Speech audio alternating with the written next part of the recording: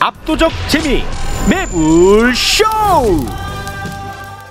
자, 우리 구독 취소하고 거기 구독한다는 얘기들이 있는데, 아니 그게 구독이요 돈이 아니에요. 왜 또 취소하고 저기 가서 구독을 합니까? 그 돈이 아닙니다. 네. 그러니까 중복으로 구독할 수 있어요. 와, 13,500명. 와, 답답하시네. 대단하다. 이상한 분들이 많아 보면 요거를 취소하고 가는 건 안 되죠. 그러면 안 되죠. 네. 그건 나쁜 일로예요. 자, 그러면 지금 트럼프 때문에 전 세계가 난립니다. 지금 트럼프 만나러 출발합니다.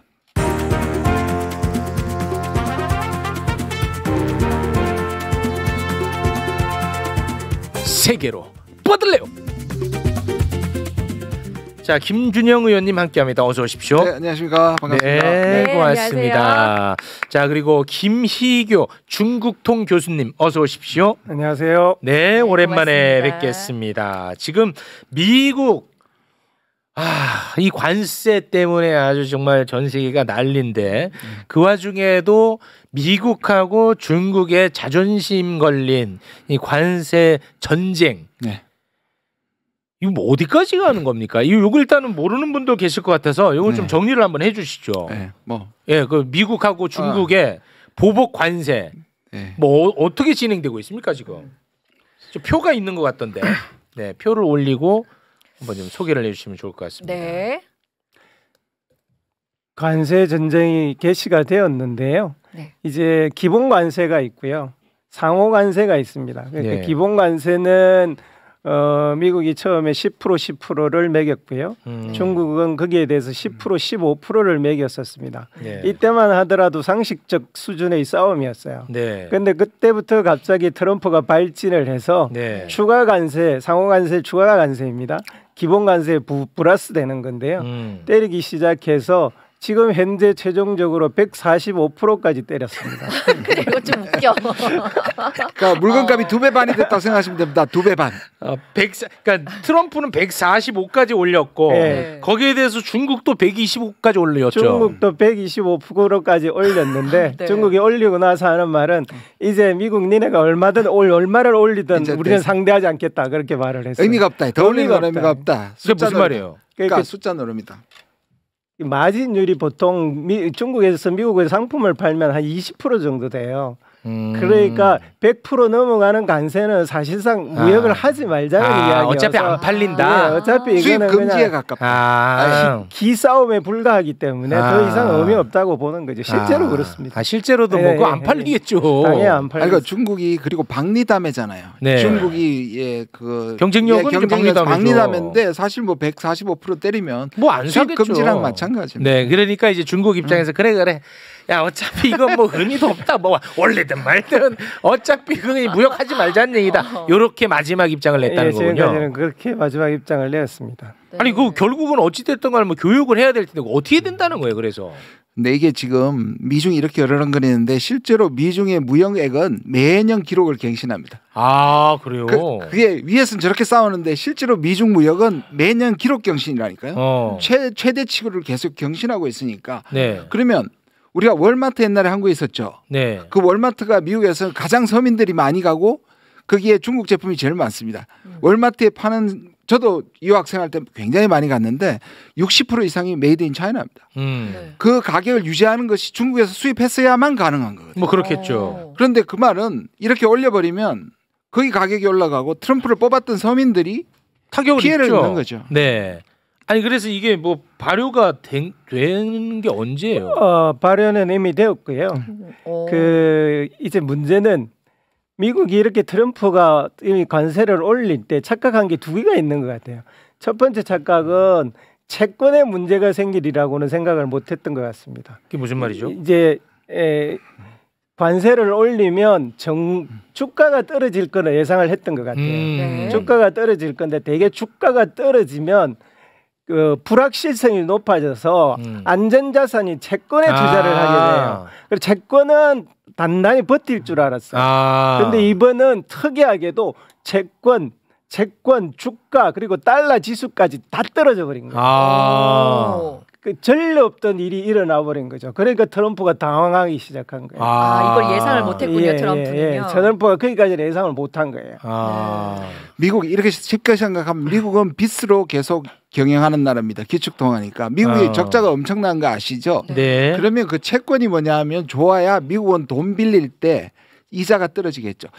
예를 들자면 지금 채권 가격에서 미국이 1년에 채권 이자만 갚는 돈이 미국의 국방비와 거의 와, 어마어마하네. 그러니까 채권값이 떨어지면 어떻게 되겠어요? 그 말은 더 많은 이자율을 높여야 되겠죠. 네. 그렇게 되면 미국의 국방비를 초과되는 거죠. 그렇겠죠. 이 채권 떨어지는 거는 미국의 신뢰도, 네. 신인도가 떨어지는 것과 그렇겠죠. 거기에 대해서는 이제 트럼프도 예상 못했고 당황하고 그럼 당황해가지고 어떻게 행동에 변화가 생긴답니까? 지금 막 버벅거리고 있잖아요. 하루 버벅거리고 네 번씩 네 번씩 올린다 그랬다가 안 올린다 그랬다가 네. 다시 올린다 그랬다가 이런 일을 계속 반복하고 있어요. 이제 왜 이런 일이 벌어지느냐 하면 두 번째 문제 때문에 그래요. 두 번째 문제가 뭐랬냐면 중국이 이렇게 세계 끝까지 미국을 때릴 줄은 몰랐다는 몰랐구나. 거예요. 그것도. 근데 중국은 사실 일찍부터 트럼프가 이렇게 나오면 때릴 준비를 하고 있었습니다. 왜냐하면 트럼프 1기 때부터 이 일을 계속 해왔거든요. 트럼프가 등장했을 때 이 일을 하면 중국은 어떻게 할 것이라고 이미 시나리오를 다 짜놨어요. 그 핵심 3개입니다. 3개. 하나는 채권을 흔들겠다라고 생각한 거예요. 지금 중국이 미국 채권을 아직도 7,600억 불 정도를 들고 있어요. 일본에 이어서 두 번째. 일본이 1위고 중국이 2위입니다. 그 다음에 빅테크 기업들이 투자가 중국과는 분리할 수가 없습니다. 예를 들면 애플 같은 경우에는 중국에서 생산을 아직도 여전히 80%에서 90%를 해요. 그리고 테슬라 같은 것도 40%를 중국에서 판매를 합니다. 또 그것뿐만 아니라 중국 시장에서 팔기도 대개 20% 이상을 팔아요. 그러니까 중국과 싸워서 빅테크 기업이 견디지를 못한단 말입니다. 그러다 보니까 트럼프가 어떤 이상한 짓을 하냐 하면 엔비디아의 H20이라고 하는 소위 인공지능 반도체가 있어요. 네. 이거 중국에 팔면 안 되는 거거든요. 여태껏 안 판다고 해왔어요. 근데 갑자기 이런 싸움판에 파는 것을 제재를 하지 않아 풀어버렸어요. 그건 왜요? 그 딥시크에 들어가는 AI거든요. 왜냐하면 이거 안 풀면 엔비디아가 흔들려요. 엔비디아가 중국 시장에서 26%나 차지한다. 그래요?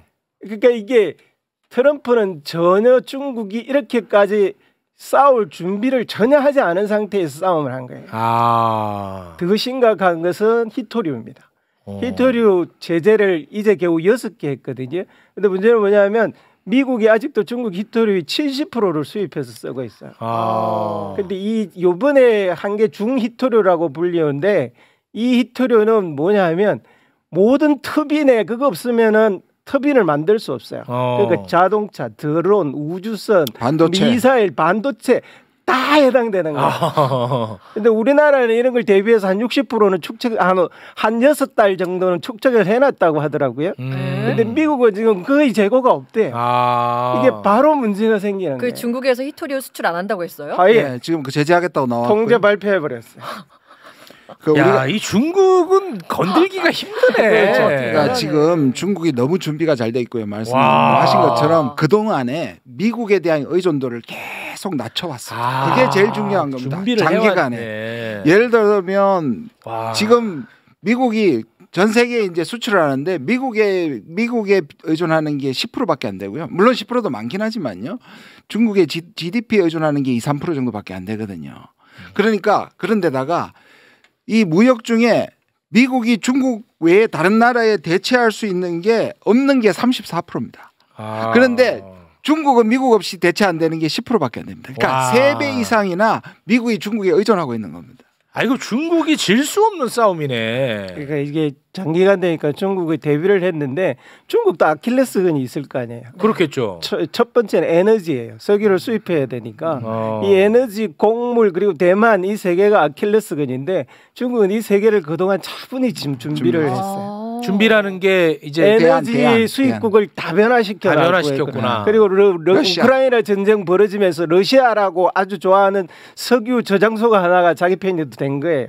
이란도 중국에만 팔죠. 그리고 사우디아라비아도 중국에만 팔아요. 그러니까 다 변화시켜놨어요. 곡물 작업률도 그동안 굉장히 올려놨습니다.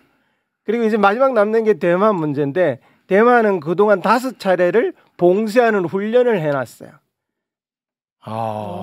순식간에 봉쇄를 해버리는 거예요. 대만은 석유 한 방울 안 나니까 대만도 곧 봉쇄해버리면 문제가 생기고 굳이 점령할 필요가 없단 말이에요. 고립 작전까지도 다 세워놨고. 게다가 결정적인 차이가 중국이 무섭네 갑자기. 결정적인 차이가 또 있습니다. 뭐냐?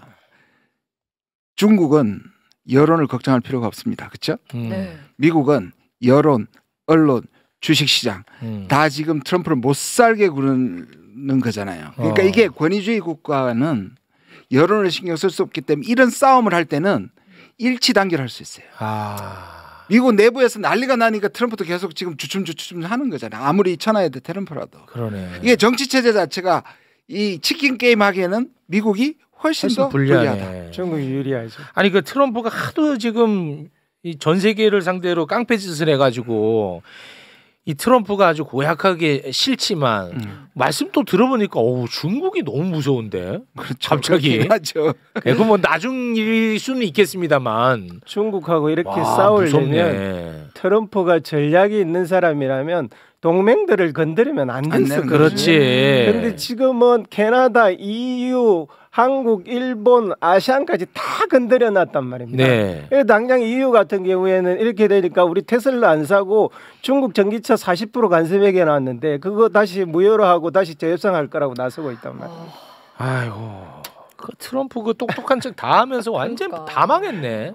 그런데 트럼프는 그럼에도 불구하고 이걸 계속 가져나갈 거예요. 행동 교정이 생겨야 되는데. 왜냐하면 세계관이 관세는 세상에서 가장 아름답다고 얘기한 게 뭐냐면요. 지금 우리 김희교 교수님은 그러면 처음부터 동맹국을 안 건드려야 된다고 하는 말이 정답인데 그렇죠. 트럼프의 방식은 미국을 이렇게 만든 것들은 적국이 아니라 동맹국이고 우방국들이 미국을 이용해 먹어서 오늘날의 미국이 이렇게 됐다고 보는 거예요. 그렇지. 그러니까 이번에도 90일 뒤로 미루고 중국만 때린 이유는 이게 실패하더라도 다른 국가에게 너 함부로 너 중국 아니지. 그러면 중국처럼 대들 생각하지 말라는 경고 차원이에요. 그래서 벌써 우리는 우리 한덕수 지금 뭐라고 합니까? 우리는 미국에 맞대항하지 않고 한미 동맹을 열심히 하겠다고 얘기하는데 그게 바로 호구짓입니다. 이게 결국에는 우리한테 엄청 불리하게 작용한다는 그러니까 거예요? 미국이 지금 60개도 전부 다 다르게 했잖아요. 이 말은 뭐냐면 니들끼리 연합하지 말라는 겁니다. 연합해서 미국에 대응하거나 보복관세 하지 말라는 겁니다. 그러니까 중국을 예시로 때렸는데 이게 이제 우리 같은 다른 나라가 볼 거 아닙니까? 우리가 보복하면 미국이 50%, 100% 때리면 큰일 나지 않습니까? 그렇죠. 그러니까 이게 그냥 단순히 중국용이라고만 보면 안 되는 게 향후에 다른 나라들이 미국에 감히 보복 못해서 결국은 여전히 우방국과 동맹국 앞으로도 쭉 때릴 거다. 저는 그렇게 생각합니다. 윤석열 정부가 잘못한 게 여러 가지인데 이 미중 충돌에서 우리나라가 살아나갈 구멍을 찾아 놓지 못한 것도 굉장히 심각한 잘못 중에 하나입니다. 지금 우리나라 수출 의존도가 미국이 한 18% 정도 되고 중국이 한 19% 정도 돼요. 그 중국에 원래 훨씬 더 의존됐던 것을 빼서 미국으로 옮겨 놓은 거예요. 그래서 이 두 국가의 무역 의존도가 절대적으로 높여놔 버렸어요. 사실은 탈중국 할 때 탈중국 해야 되는 건 맞았어요. 그런데 하려면 그게 미국으로 가야 될 게 아니라 세계 각국으로 분산을 했어야 되는데 그걸 미국으로 지금 올빵을 해놨단 말입니다. 그런데 지금 미국이 우리를 공격하고 있는 중이란 말이에요. 우리 싸우기가 너무 어렵네. 지금은 그런 상태죠. 너무 어려운데 싸우기가. 지금 진짜 중요한 때인 것 같은데. 그죠. 그래도 윤석열이 없으니 천만다행이긴 해요. 그건 뭐 다행이긴 한데. 그거는 맞는데 이렇게 중국이 안 통할수록 트럼프가 지금까지 선언했던 그 정책에 빈 곳을 채워줄 미국의 곳간을 채워줄 나라는 동맹국과 우방국밖에 없다고 더 생각해요. 진짜 못된 놈이야. 그거는. 아니 그 중국에서 지니까 결국은 자기 그 우방국 동맹국에서 빨아먹겠다. 너무 나쁜 놈이지. 그러니까 원스톱 쇼핑이라고 그랬잖아요. 한국은 안보적으로나 경제적으로 대미 의존도나 심리적까지 미국에 엄청나게 의존돼 있는데 다음 정부라고 해서 그걸 쉽게 버틸 수 있느냐. 이 약점을 트럼프는 아킬레스건을 딱 잡고 있는 거예요. 그럼 자연스럽게 아까 뭐 대만 말씀도 하셨으니까 안보 이슈로 좀 넘어가 보도록 하겠습니다. 자, 트럼프가 그 대만 문제를 어떻게 바라보고 있는지, 그리고 우리는 어떻게 되는 건지, 그리고 주한 미군에 대한 역할은 어떤 식으로 변화가 있는 건지, 이런 등등, 그리고 방위비 분담금 등등, 그걸 정리를 한번 해주시죠. 일단 대만 문제는 우리한테 계속 아킬레스건이 또 안보 문제로 등장을 합니다. 그러니까 일단 트럼프는 방식은 아까 말씀드린 것처럼 유럽이든 일본이든 한국이든 니들 그만 안보 의존해. 자기 부담금 올려. 분담금뿐만 아니라 자기 방위금을 올려라는 겁니다. 1기 때 유럽 국가들한테 3% 올려라 그래서 전 유럽이 몸살 앓았는데 지금 5%까지 올려라고 합니다. 와. 그래서 유럽은 자기 방을 하라는 거고 지금 한국, 일본도 방을 올려라는 겁니다. 자, 그러면 여기까지면 그래도 괜찮은데 자, 미국이 되어주니까 분담금까지 내라고 한 건단 말이에요. 그게 지금 10배 내는 걸 얘기를 하고 있어요. 한덕수 대행 그러니까 우리한테 10배 더 내라고요? 이미 우리 지난해 바이든과 분담금 협상 끝냈고요. 끝냈잖아요. 끝냈고 우리는 국회까지 통과했는데 한덕수 이 대행이 전화 받을 때 그 소리조차 못했어요. 우리는 이미 끝났네. 나 5년 후까지. 방위비 분담금은 끝냈다고 얘기할 줄 알아야 되는데 못하는 거예요. 그렇게. 왜 두 나라의 약속을 한 건데 일단 다음 재협상을 요구하더라도 우리는 그걸 가지고 시간을 계속 끌어야 하는데 지렛대 삼아야지. 원스톱 쇼핑할 때도 아무 말도 못하고 분담금도 못 준다 얘기도 못하고 지금 그런 상황이에요. 그다음에 세 번째가 뭐냐면 이 대만 문제입니다. 아직까지 미국이 아까 세 가지 아킬레스건이 있다고 그랬잖아요. 그중에 하나가 대만인데 이 대만은 미국이 계속 키우고 있는 게 뭐냐 하면 2027년에 시진핑이 대만을 침공할 것이라는 가상 시나리오가 미국에 계속 몇 년째 유행하고 있습니다. 왜냐하면 중국의 경제가 나빠지고 미국의 공세에 중국 전체의 단결을 위하고 자기의 사연임을 결정하는 게 2027년입니다. 그래서 자기의 그 항미의 상징으로 대만을 침공할 것이다. 저는 그럴 가능성이 없다고 생각하는데 미국은 이게 먹혀둡니다. 그래서 대만을 침공할 시나리오를 계속 세우니까 이거를 한국과 일본에 맡기고 싶어 합니다. 근데 바로 그렇게 하기에는 힘이 드니까 주한미군은 이제 북한만 막는 게 아니고 요것 좀 돌려 써먹어야겠다. 주한미군을 빼서 대만 유사시에 쓰겠다는 겁니다. 아니 그게 공식 발언이에요?